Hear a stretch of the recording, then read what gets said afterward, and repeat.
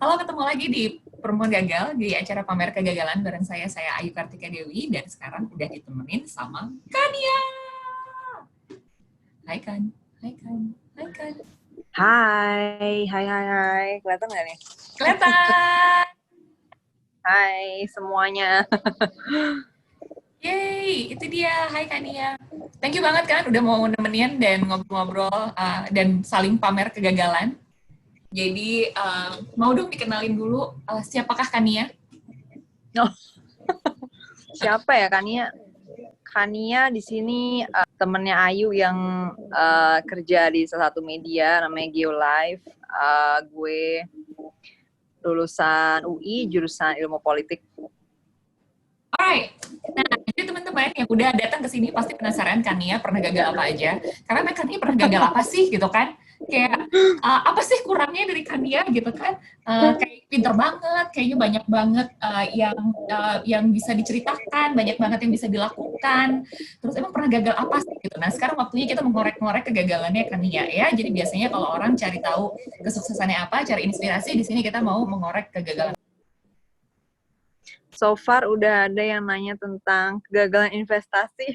Nah, konflik, gagal lintas jurusan. Iya. Kalau lama gagal pertemanan. Kalau kegagalan investasi sih nggak pernah karena nggak pernah investasi juga ya. Itu sebuah kegagalan. baru banget mulai investasi terus kayak I think very unlikely untuk gagal juga karena gue juga nggak yang high risk gitu, cuman kayak P2P doang naruh duit gitu. Mungkin buat teman-teman yang trading lebih banyak kali ya potensi untuk gagal gitu nggak sih? Yeah. Kalau gue kayak safe investment banget, tapi itu baru juga sih, jadi kayak nggak pernah.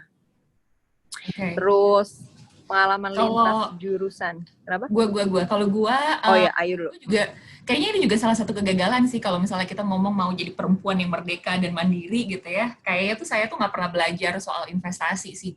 Jadi sekarang tuh investasinya sangat-sangat safe gitu. Jadi kayak nyicil rumah gitu. Padahal ya pasti pelan banget kan tumbuhnya gitu. Yeah. Jadi ya mungkin itu kegagalan sih. Mungkin kayak ya kita harus bisa ngerti, paham finansial gitu.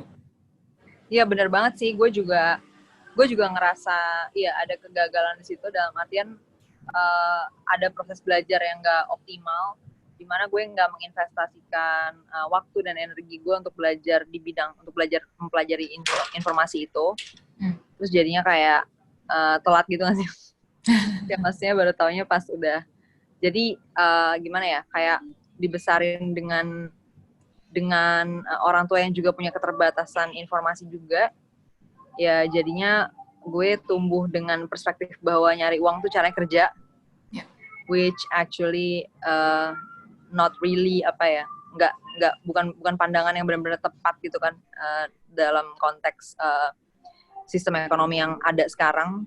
Kita tahu bahwa dapat uang tuh nggak harus dari kerja, tapi bisa juga berbisnis gitu. Jadi kayak gue nggak pernah dibesarkan dengan perspektif bahwa semua orang tuh bisa berbisnis gitu, bahwa yang berbisnis tuh kayak ada certain people yang emang kerjanya menjadi pemilik modal gitu kan. Misalnya mungkin keluarga-keluarga yang punya Indofood atau yang punya Lipo atau yang punya some big corporations, kayak mungkin nyokap gue ngeliatnya kayak ya itulah orang-orang yang bisa berinvestasi, terus kita orang-orang yang bisa bekerja untuk mereka gitu. Mungkin kayak gitu, sehingga informasi yang gue punya sebenarnya growing up cukup terbatas sih tentang itu. So kinda agree kalau itu dianggap sebagai suatu kegagalan, dalam artian kegagalan untuk mendapatkan informasi itu lebih cepat lah ya. Oke. Gue yang pilih ya kan? Ya. Gagal dalam perlombaan. Dalam perlombaan. Kenapa sih lo milih ini? Pasti gara-gara lo kayak mengira gue anak lomba banget ya. Tapi iya sih. Enggak. Sebenarnya gue kayak anak sekolah ambis gitu yang tukang lomba gitu ya. Tapi emang iya sih, kalau zaman gue sekolah, gue actually anak sekolah yang kayak gitu. Enggak, sebenarnya bukan gara-gara, nah itu dia, tapi bukan gara-gara ambisi, tapi lebih kayak karena mengisi waktu gitu loh. Kayak terus sekolah mau ngapain lagi gitu. Saking ambisiusnya. Nah itu dia, tapi gue tuh bukan yang kayak berambisi gitu, enggak. Cuman kayak gue mau ngapain nih di sekolah gitu loh. Kayak apalagi yang bisa gue kerjain. Nah jadinya gue akhirnya lomba-lomba aja gitu. Terus Nah pernah terus gagal nggak? waktu, oh selalu, malah nyokap gue bilang Kania tuh gak pernah berhasil dalam lomba. Karena gue gak pernah juara dunia, yuk. Oh jadi masih Peringkat, belum juara dunia belum cukup gitu ya? ya itu namanya gagal. Jadi waktu gue lomba sains ya, pencapaian tertinggi gue tuh peringkat 8 nasional. Dan Ah, itu udah tertinggi gitu kan, di ah. dalam hidup gue. Nah nyokap gue bilang ya itu namanya gagal, karena yang berhasil tuh ya juara 1. Oh, Yang dapat medali emas. Itu baru berhasil gitu. oke. Okay. Gua kegagalannya apa ya? Um, Kayaknya tuh, jadi waktu SD gitu ya, atau SMP. Waktu itu gue masih di Balikpapan. Terus habis gitu tuh ikut lomba melukis. Terus pokoknya tuh somehow lolos lah dari sekolah, terus habis itu masuk ke tingkat daerah gitu ya. Ingat banget waktu itu, dan waktu itu tuh entah bagaimana, um, gue tuh nggak mendapatkan informasi bahwa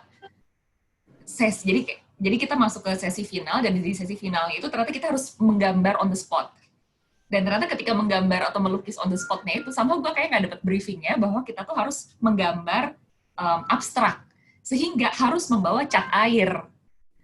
Nah, sementara tuh gue tuh inget banget kayak nggak bawa cat air, jadi kayak cuma bawa pensil warna.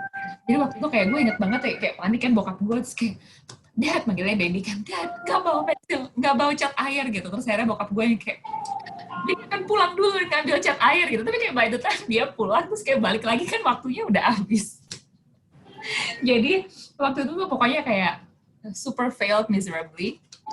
Um, ya jadi kayak bahkan gambar gue tuh nggak masuk ke dalam kualifikasi gitu, karena gue nggak bisa.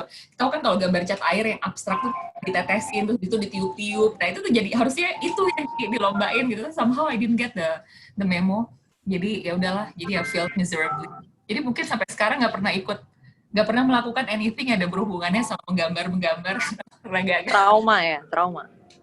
Nggak tahu sih trauma apa enggak, tapi ya sekarang mungkin kayaknya ngerasa nggak tahu sih, mungkin mungkin kalau misalnya dulu ternyata pernah pernah menang, mungkin kayak gue nggak akan ragu-ragu untuk menggambar atau melukis itu. Kayak sekarang tuh bahkan gue tuh nggak pernah punya kayak cat air atau kayak alat lukis apapun di rumah gitu. Gue mau warnai aja sekarang nggak suka gitu. Jadi gue nggak tahu sih apakah ada hubungannya, tapi memang preferensi aja. I see. Sebenarnya di yang gue Olim Science tadi juga ada elemen kayak gitunya sih. Kenapa Which is tuh? gue kayak, kan gue kan sekolah di sekolah yang nggak jelas gitu ya waktu gue SD. Ya kayak ya sekolah gue sekolah terpencil pinggiran di Meruyung gitu, di Limo. Fasilitas nggak ada. Orang-orang juga nggak ada yang bisa bahasa Inggris. Nah tapi ternyata pas lomba di tingkat nasional tuh soalnya bahasa Inggris semua.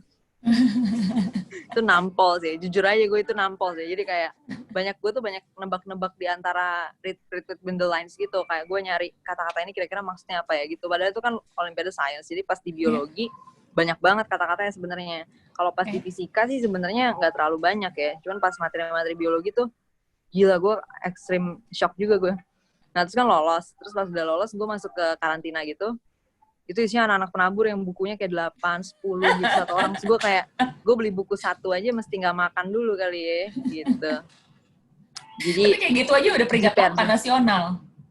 Tapi itu kayak, maksudnya jujur aja sih, I think mungkin mental gue tuh kayak yang gue alamin waktu itu mungkin sama kayak yang lo alamin pas lo gak bawa cat air gitu loh. Kayak gue ngerasa kayak, fuck gue, I'm not prepared to go to war against these people gitu loh, kayak gila gitu.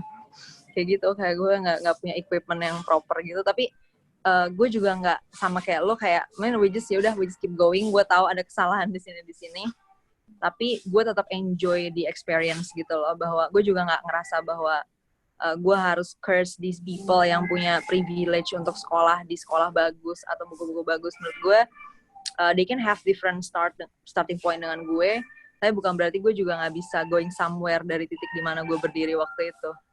Kalau misalnya dulu ternyata lu juara 1 di sains gitu, mungkin lu bakal milih jurusan yang berbeda nggak kan? Nah sebenarnya gue udah sebenarnya dari gue kecil sampai, jadi justru jurusan yang gue pilih ini justru kayak keputusan baru gitu. Yuk.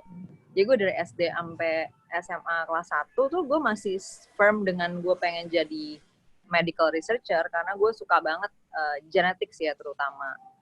genetics, mutation yang terkait dengan itu sebenarnya yang pengen gue dalemin. Nah, tapi pas gue SMA, gue kan again ya, gue kan pecicilan lomba tuh orangnya. Gue kayak kalau gue lagi gak ada kerjaan, gue lomba gitu. Gue kayak, gimana sih, gue seneng gitu ikutan-ikutan lomba. Kayak kalau gue lagi lowong, gue ikutan lomba. Nah, pas gue lagi di SMA tuh kayak udah mulai bosen nih, yang science-science gitu. Gue pengen nyobain sesuatu yang baru. Nah, terus gue ikutan si English debating tuh, yuk. Nah, terus di English debating itu, gue ketemu isu-isu politik.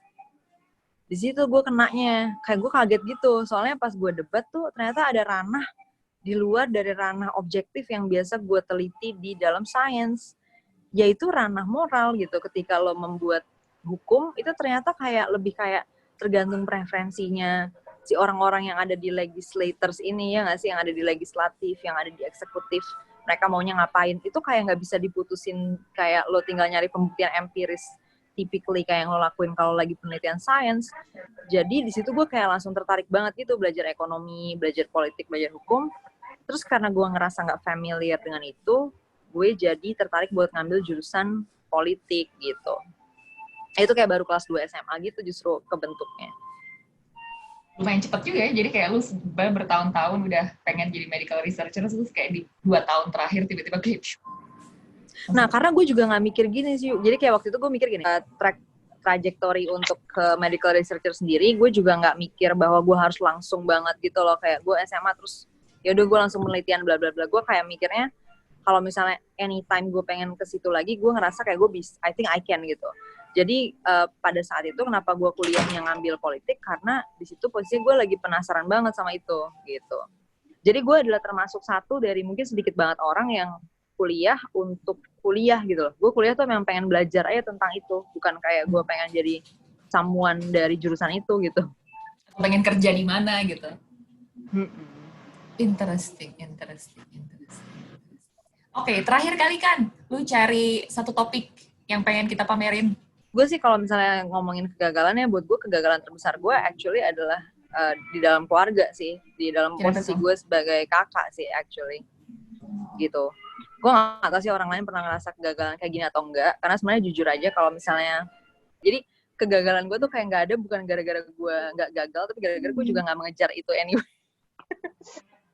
Jadi kayak mungkin ada orang-orang yang mengejar untuk jadi miliarder atau apa, gue tuh nggak ada ambisi kayak gitu. Nah, tapi satu-satunya apa ya, poin dimana di dalam hidup gue ngerasa I failed miserably itu adalah gue sebagai kakak sih gitu. Jadi kayak bebannya emang cukup. Kenapa? Lu berapa bersaudara? Bertiga. Dan lu adalah anak pertama?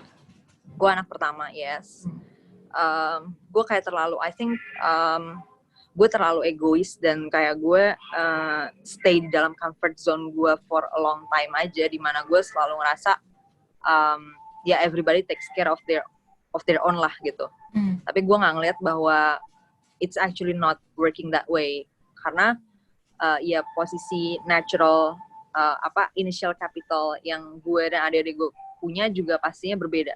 Dan supposedly kalau dalam satu keluarga lo harusnya bisa lebih empathize untuk hal itu. Lo harus bisa ngelihat kayak apakah lo bisa membuat adik-adik lo doing what you do gitu, mungkin aja enggak gitu, atau mereka bisa se-independent lo, atau mereka bisa ya take care of themselves lah ya, bikin keputusan yang benar segala macam. Gue nggak mikirin itu gitu kan, gue cuma mikirin diri gue sendiri. Dan pada saat itu emang sebenarnya ada keterbatasan juga yang cukup ya barrier yang cukup berat juga sebenarnya untuk gue mikirin mereka, karena at the same time nyokap gue kan pergi kerja tuh, jadi sebenarnya gue harus jagain adik-adik gue. Tapi at the same time gue juga dengan kondisi ekonomi yang terbatas, gue juga kayak kerja in a very early age gitu loh. Kayak gue dari SMP gue udah nyari duit gitu, karena jajan gue nggak bakalan cukup buat gue ngelakuin apa yang gue mau. Misalnya gue even buat nonton bioskop gitu loh, atau gue butuh ke warnet buat buka internet atau buka sosial media kayak gitu-gitu. Jadi gue harus nyari duit kan sesegera mungkin. Nah, so gue juga sebenarnya nggak punya waktu yang banyak, tapi dari waktu yang ada gue juga ngerasa gue nggak mengoptimalkan itu untuk kayak be there lah buat adik-adik gue gitu. Kayak gitu sih. Dan salah satu dampaknya adalah banyak banget gap yang jauh banget aja antara gue dan adik-adik gue yang harusnya nggak sejauh itu kalau gue make effort untuk mentransfer apa yang gue punya ke mereka gitu. Kayak gitu sih. Ngerasa itu sampai sekarang? Iya, of course. Apalagi kayak semakin kesini gue kayak ngelihat decision adik-adik gue yang failed miserably gitu. Terus gue kayak ngerasa it's actually on me gitu loh. Karena that kind of decisions, kalau lo punya literasi dan ya kecerdasan yang at least gue misalnya, mereka harusnya nggak melakukan itu gitu loh. Dan itu tuh dampaknya jangka panjang buat mereka, ngerti kan? Kayak misalnya lo ngeliat adik lo memilih pasangan yang salah, misalnya ternyata pasangan itu membawa dia ke suatu tempat yang dia nggak bisa, point to no return lah ya gitu misalnya, point of no return. Nah, ketika lo ngeliat itu kayak lo ngerasa kalau misalnya adik lo tahu lebih banyak dari apa yang dia tahu, di mana lo sebenarnya bisa ngasih tahu itu ke dia, tapi lo enggak ngasih tahu itu ke dia, lo pasti pengen ngerasa kayak a little bit of responsible nggak sih, kayak dengan keputusan buruk yang dia bikin itu.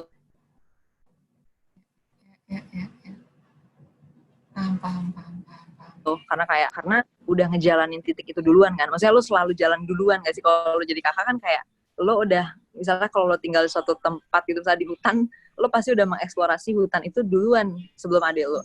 So what's supposed to happening adalah kayak pas lo udah ngejalanin itu, lo bisa ngasih tahu dia dong apa aja yang lo pelajarin dari itu semua. Tapi ketika lo nggak ngelakuin itu karena lo too selfish aja dengan hidup lo sendiri dan lo just keep going with whatever you want dan lo nggak ngelihat adik-adik lo gimana, yang terjadi adalah dia ngelakuin kesalahan yang sama kayak lo, bahkan lebih buruk dan lain sebagainya, karena lo nggak mentransfer pengetahuan lo, kecerdasan lo yang lo pelajarin through experience tadi dan lain sebagainya gitu. Akhirnya kayak ya menurut gue sih supposedly kalau lo anak paling tua, lo punya tanggung jawab itu. Dan gue sih ngerasa personally ya, ini kayak personal stance, mungkin nggak berlaku buat semua orang, tapi buat gue personally that's my responsibility gitu. Ya. Kalau gue jadi hubungan gue sama adik gue tuh lumayan naik turun gitu. Jadi sempat ada masa-masa di mana kami jarang banget komunikasi, bukan karena berantem, tapi kayak jarang banget aja komunikasi gitu. Mungkin karena jadi waktu kecil kita lumayan, jadi sempat naik turun lah ya, kayak sempat sering main bareng gitu, karena adik gue cowok dan bedanya 6 tahun. Jadi yang menghubungkan kami adalah sama-sama suka main video game. Jadi kita main video game bareng-bareng. Tapi kemudian ketika udah sama-sama mulai agak sedikit lebih gede, terus tiba-tiba kita jadi fall off aja gitu, tiba-tiba jadi nggak ngobrol. Dan gue tuh lumayan kaget ketika ada masa-masa di mana ada keputusan-keputusan besar yang dia ambil, atau ada kejadian-kejadian besar yang bahkan gue tuh nggak dikasih tahu. Dan ketika gue tanya, kok gue taunya bahkan dari orang lain gitu. Jadi dia bilang ya nggak kepikiran aja kak.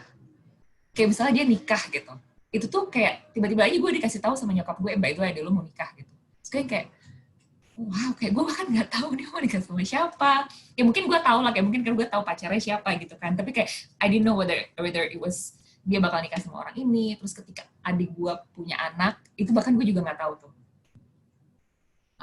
Jadi waktu itu tuh mungkin kayak momen yang bikin gue kayak wah, mungkin agak mirip ya kan, kayaknya ngerasa kayak gue 2 bersaudara, jadi kita cuma berdua. Ngerasa kayak gue kenapa nggak meluangkan waktu ya, nggak meluangkan waktu, tenaga, energi untuk apapun gitu ya. Gue sih membimbing gitu, karena gue juga nggak ngerasa hidup gue benar-benar banget juga kan. Tapi paling nggak be there, kayak jadi temen, jadi saudara aja gitu. Jadi teman, jadi orang yang bisa dijadiin teman diskusi gitu kan. Ya mungkin gue, dan apalagi kan kami sempat hidup terpisah kan lumayan lama kan, kayak gue sempat tinggal di Singapura lah, dia di kota mana, gue di kota mana gitu. Jadi emang jarang banget aja ketemu. Terus kayak sempat ada momen di mana kayak kita ngobrol sampai malam sih waktu itu, pas dia ada acara ke Jakarta, terus kayak kita ngobrol sampai malam yang beneran sampai jam 12 malam, dan gue yang nangis bombay, gue menceritakan segala macam. Dan kemudian dia juga cerita gitu kayak hal-hal yang pernah mungkin secara sadar atau secara nggak sadar gue lakukan, itu yang ternyata pernah membuat dia juga ngerasa nggak nyaman gitu sama gue. Terus kayak I didn't know I did that. Jadi jadi kalau secara sebagai sister yang baik gitu, kayak gue nggak ngerasa gue adalah sister yang cukup baik sih. Oh well. Yeah, I think kinda sama. Dan ya benar banget sih yang lo bilang, bukan berarti untuk membimbing atau mendidik gimana-gimana juga. Tapi juga I think first of all ya being there, ya nggak sih? Ya. Kadang-kadang mungkin kayak nggak tahu ya, anak paling tua juga kayak gimana ya, too busy with whatever you want to achieve gitu loh. Ya lo pengen mencapai gini, terus akhirnya kayak lo failed miserably aja at home. Terus ya tapi gue ngerasa gini, emang sih tetap aja ketika lo realize itu sekarang it's too late ya nggak sih untuk do anything about it di kemarin-kemarin. Tapi gue tetap percaya bahwa there's apa ya, kayak it's always better late than never aja untuk improve gitu nggak sih, kayak apapun yang bisa lo benerin sekarang dan ya udah lo benerin sekarang, although lo udah failed miserably. Ya, benar banget sih, dan kalau misalnya gue ngelihat ya kayak gimana caranya gue menyelesaikan permasalahan di kantor atau kayak di organisasi itu kan sangat terstruktur gitu ya dan sangat sistematis gitu. Tapi when it comes to problem at home itu tuh ternyata mungkin jadi emosional gitu, jadi kayak lebih banyak baggage-nya, lebih banyak hal-hal yang membuat kita jadi lebih I don't know, mungkin nggak bisa berpikir serasional biasanya kalau kita di kantor atau di organisasi. Kayak I felt that, I don't know about you, Tan. Iya. Oke. Ada lagi nggak topik yang pengen lu ceritakan, kan? Tadi kayak ada yang nanya sih, pernah nggak sih kegagalan terkait dengan apa ya, emosi deh kalau nggak salah. Oh, gagal dalam memanage emosi atau feeling? Iya, atau feeling. Yeah. Ya, I think gini sih, gue sering dicitrakan gitu ya, sering banyak yang ngira gue kayak Kania tuh emotionless lah gitu ya. Gue juga orang yang punya emosi. Cuman mungkin kayak apa yang men-trigger, mungkin lebih kayak jenis emosi yang gimana ya, yang dominan di gue apa gitu, mungkin berbeda, mungkin bisa. Tapi tetap aja gue punya emosi dan apa yang bisa men-trigger gue juga mungkin beda. Nah, sebenarnya gue itu sering banget gagal menurut gue di situnya ya. Jadi kayak my emotion gets the better of me gitu loh sebenarnya. Jadi kalau gue lagi emosi, nah apa yang bikin gue emosi biasanya adalah kesalahan logika, itu yang paling sering ya. Gue kayak gue bisa marah besar banget aja gitu, kayak di otak gue tuh kayak kesalahan logika lu atau kesalahan logika orang lain? Orang. Ya kalau gue sendiri ngelakuin itu lebih marah lagi. Tapi kalau ke gue sendiri kan kayak ya udah, damage-nya kan internalize ya. Maksudnya cuma di gue doang. Jadi gue bisa gampang lah dikontrol gitu kan damage-nya. Tapi yang bakal lebih gede kalau gue lagi ke orang dong, ya kan? Yang damage-nya tuh bakal keluar. Nah ini yang paling sering terjadi. Jadi ketika orang nggak ngerti argumen gue, logikanya salah dan segala macam, terus gue emosi, ya kan? Nah akhirnya the way gue handle itu tuh malah bikin damage-nya makin gede gitu dari yang pertama. Maksudnya damage di sini adalah kan yang jadi masalah kan sebenarnya kenapa orang ini nggak ngerti gitu kan, atau kenapa dia ngertinya salah, kan sebenarnya problemnya di situ. Tapi gara-gara gue emosi, instead of gue ngebenerin dia jadi ngerti gitu kan, instead of gue fokus ke gimana nih supaya dia ngerti, gue fokus ke gue marah gitu kan, yang dimana namanya lo marah ke orang ya nggak akan bikin dia jadi ngerti lah, ya nggak, yang ada dia malah jadi benci.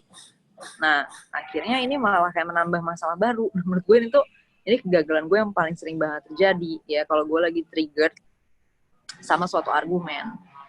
Nah walaupun gue nggak ngerasa argumen itu attack gue personally, bukan, tapi gue lebih kayak gue kesel kenapa nih orang nggak ngerti ini gitu, lebih kayak gitu. Bukan, gue tuh justru hampir nggak pernah triggered sama kayak misalnya orang ngatain gue apa gitu, lo tau lah ya. Gue biasanya relatif gue cuma ketawa-ketawa aja. Cuman kalau orang lain nggak ngerti, gue tuh kayak gemesnya tuh bisa sampai rambut gue kayak pengen kebakaran gitu.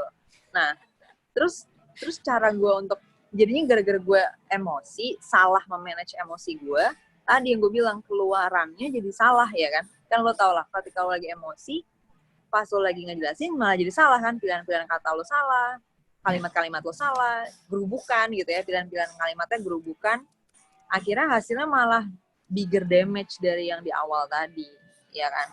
Nah itu menurut gue itu kegagalan yang paling sering banget terjadi, tapi sekarang udah kayak berkurang. Yang lo tau lah gimana gue dapet kurikulum empati dari Sabda. dan dibantu dengan grup yang isinya Ayu, aku, Kalis, Safira yang empatinya jauh di atas gue. Jadi kayak ya udah gue belajar juga dari kalian semua, dan itu yang kayak bikin gue I think getting better lah. Iya nggak sih, nggak tahu sih. Kalau gue mungkin gagal mengatur emosinya tuh, jadi dulu tuh Ayu tuh galak banget. Dan apalagi gue tuh kan punya muka yang galak ya, jadi muka gue tuh BRF. Kalau misalnya lagi nggak senyum, kayak mukanya tuh kayak muka galak gitu. Jadi biasanya orang yang kenal sama Ayu tuh kayak takut. Terus apalagi kayak misalnya anak-anak yang baru join organisasi gitu, baru pertama kali kerja sama gue gitu. Dan apalagi pertama kali ketemunya ketika mereka ketemu gue pas gue lagi duduk diem dan bekerja gitu kan. Ya, of course gue nggak senyum ya, ngapain gue senyum-senyum lagi ngerjain dokumen gitu. Exactly. Mereka merasa gue galak, tapi gue tuh pernah galak banget, yang pernah sampai to the point ketika lagi di meeting tuh gue ngomel dan meninggikan suara kayak hampir teriak ke orang tuh pernah gitu. Gue tuh pernah melewati masa-masa kayak gitu, dan itu tuh ternyata membuat problemnya jadi tumpuk-tumpuk kan. Jadi misalnya kayak gue berusaha menyampaikan A, terus ternyata misalnya orang lain tuh nggak setuju dan orang lain bilang B, dan gue tuh bisa kesel banget gitu. Kok bisa sih lu nggak setuju sama apa yang gue katakan gitu? Emang ide gue jeleknya kemana gitu? Dan instead of gue berusaha menjelaskan kenapa I think it's a good idea, gue tuh langsung ninggiin suara gitu, dan gue marah. Nah jadinya kan orang malah jadi makin defensif kan, orang jadi malah makin nggak ya orang simpatik. ya makin nggak simpatik dengan ide lo. banget. Jadi kayak udah menurut orang udah ide gue nggak bagus, orangnya galak pula gitu. Tapi untungnya ini mungkin ada sebuah keberuntungan gitu kalau misalnya kita tuh mengalami kegagalan yang beruntun, karena masa-masa itu tuh kemudian diikuti dengan masa-masa gue galak-galaknya, itu kemudian diikuti dengan masa-masa gue gagal beruntun banget gitu. Gue gagal dalam hal edukasi, atau kayak gue ngerasa struggle dalam hal edukasi, dalam hal finansial, dalam hal relationship, pertemanan gitu, sehingga kemudian ketika gue udah gagal bertumpuk-tumpuk itu, kemudian gue jadi sadar, oh ternyata gue tuh nggak bisa sendirian gitu, gue tuh butuh orang yang bisa gue mintain tolong, gue butuh cerita ke orang. Dulu tuh gue mungkin jauh lebih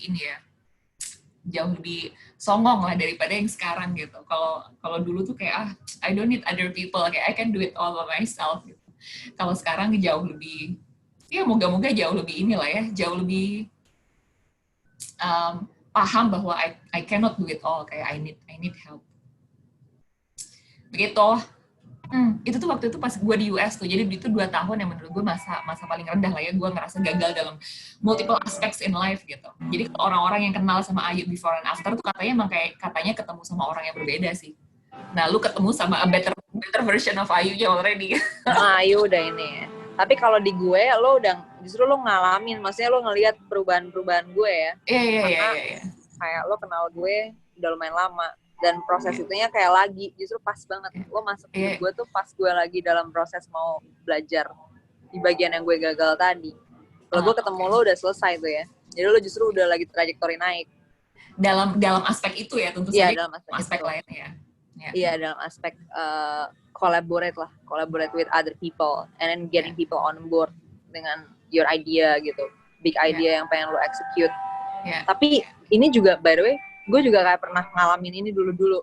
Gue paling sering kayak take over. Jadi kalau ada kerjaan di kelompok gitu, terus gue kan biasanya kita bagi tugas deh. Misalnya kayak si A ngerjain A, si B ngerjain B. Terus pas dari kumpulin gue kayak pusing gitu sama hasilnya. Ya udah gue cut semua terus gue kerjain sendiri gitu. Tapi nama-nama mereka tetap ada. Jadi bukan gue ninggalin mereka ya. Cuman gue take over the work gitu loh. Jadi gue kayak sering banget I just take it over. Gue nggak mikir kayak bahkan mengkomunikasikan itu ke mereka. Jadi gue bahkan kayak nggak bilang, nih lo, lu tuh salahnya di sini. Tapi nggak, gue langsung kayak gue skip, terus gue langsung cover dengan kerjaan gue, terus langsung gue kumpulin aja gitu. Dengan nama-nama mereka tetap ada. Tapi kayak gue, jadi gue nggak pada tahu nggak? Nggak tahu, pokoknya mereka tahu udah dinilai kan. Pas udah dinilai baru tahu. Dan itu masih terjadi sebenarnya sampai gue kuliah by the way. Sampai gue terakhir kuliah kemarin, sampai gue lulus, ya maksudnya bahkan pas gue udah nggak ada kelas-kelas lagi. Itu gue tuh masih ngelakuin kayak gitu, kecuali gue ada di kelompok yang emang ya orang-orangnya udah bagus gitu ya, jadi tulisan udah bagus dan gue ngeliat ide-idenya udah rapih lah, logikanya segala macam. Nah itu gue nggak apa-apa gitu kan, jadi gue aman-aman aja. Nah artinya kan sebenarnya gue nggak mampu untuk yang tadi lo bilang lah, collaborate lah basically ya, dengan gimana sih untuk ya untuk getting people on board, untuk talk to people gitu loh, ketika dia nggak on the same page lah sama lo, ya nggak sih, apa sih yang lo lakuin. My game always kayak ya udah just ngerti nggak, skip it gitu kan, jadi escape jatuhnya kan, kayak gue nggak facing it gitu loh, gue nggak menghadapi itu dan trying to fix it gitu kan. Jadi gue lari dari situ dengan cara ya udah gue langsung skip tetap gue ngambil jalan paling efisien. Dan itu sebenarnya kegagalan ya nggak sih, karena maksudnya kayak lo bilang tadi, ketika lo mau mengeksekusi ide-ide yang besar, lo nggak bisa ngelakuin itu sendirian. Ya, butuh orang lain. Lo butuh orang lain, dan orang lain itu juga sebenarnya bisa. Cuman kadang-kadang ya memang mereka belum di situ aja ya nggak sih, maksudnya semua orang punya proses. Kayaknya beda aja sama kita. Atau jangan-jangan kita yang salah. Or lo yang harus mengoreksi diri lo. Nah tapi lo nggak pernah terbuka pada opsi itu gitu. You just cut right to the chase gitu kan, kayak ya udah lo langsung nyampe conclusion dan skip gitu. Sehingga banyak dari proses itu yang sebenarnya ya baru belakangan aja, pas gue udah mulai berubah ya kan, gue baru kayak oh sebenarnya gue ada salah di sini kayak gitu loh. Dan juga cara gue nanganin orang ternyata harusnya nggak kayak gini gitu. Dan dengan kayak gitu ya gue bisa collaborate better nggak sih, maksudnya kayak misalnya kayak kita, pertemanan kita aja deh, misalnya antara lo, Khalis, atau aku dan Kira gitu sama gue. Mungkin kalau gue masih kayak gue yang dulu gitu ya, kayak gue langsung kayak cut aja gitu, gue cuma nyari kayaknya kita langsung bikin WhatsApp group tanpa lu gitu kan. Dan itu kayak sering terjadi, cuman gue nggak tahu aja. Jadi gue emang I felt miserably di social ini kali ya, social interaction lah, tapi nggak di urusan cowok ya, jadi social interaction yang lebih kayak berteman gitu kali ya, friendship sama berkelompok gitu ya, berorganisasi. Makanya gue juga menghindari banget organisasi, karena saking gue kayak ngerti gue nggak bisa gitu loh, gue kayak nggak ngerti aja how to deal with people gitu kan, karena gue juga nggak bisa ngerti orang lain, dan level kecuekan gue juga naturally ekstrim. Jadi kalau kita bikin WhatsApp group yang nggak ada elunya gitu, lo mungkin baik-baik aja ya, biarin aja gitu, bodo amat. Nah itu dia, tapi kalau sekarang sih gue bisa nanya kayak kenapa sih yuk kenapa gue nggak diajak. Kalau dulu gue biasanya kayak bodo amat, gue skip gitu kan, bodo amat orang mau nggak suka